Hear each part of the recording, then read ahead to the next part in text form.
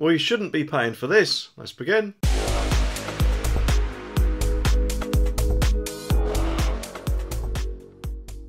A government minister is among 4 high-profile MPs forced to repay driving fines after they were caught wrongly claiming them on expenses.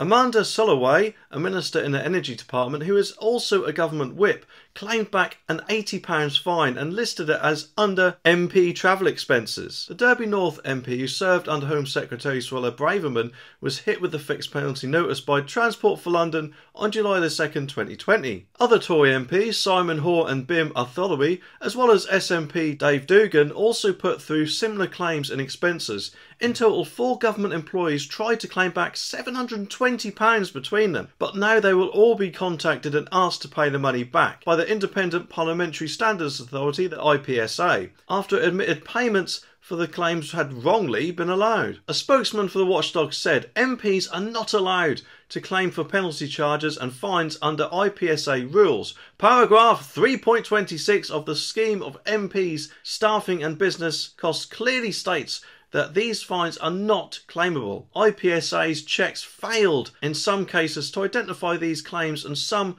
of them were unfortunately paid. We will contact MPs and ask them to repay where appropriate, and we have changed our process to ensure that any future such claims are not paid, and we will reiterate the scheme rules to MPs. The controversy comes after Prime Minister Rishi Sunak earlier this week decided against launching an inquiry into Miss Braverman for attempting to get a private course to avoid points on a driving offence. Well, if anything, doesn't this just go to show what MPs actually think we're for? Presumably claiming everything, whether, as we heard in the past, their gas and electricity bills or council tax bills or whatever from their houses or second homes, which of course the rest of us have to pay, and now driving offences, which, correct me if I'm wrong, but on a standard driving journey, most of us aren't exactly aiming to get them, are we? So that can hardly be classed as an expense. And it's not an expense, is it? It's a punishment for being a bell end and driving too fast. Although admittedly, driving fines can happen from time to time. If, for example, you're paying attention to something else on your road rather than your speedo, or possibly getting nagged by a backseat driver, but either way, if I can't claim for any speeding fines that I might get, then they shouldn't be able to either. And I think it's actually disgusting that they even had the audacity to put these claims in the first place. Because let's face it, there's just no excuse for it, is there? And presumably, of course, they think it's okay for us to pay for their punishment, which I'm telling you, it's not. So personally, I think any money they did receive, they should pay back with interest, and possibly also get some sort of disciplinary action or punishment for being a bell end in the first place. Because if anything, it's like them raising a giant middle finger to the taxpayers.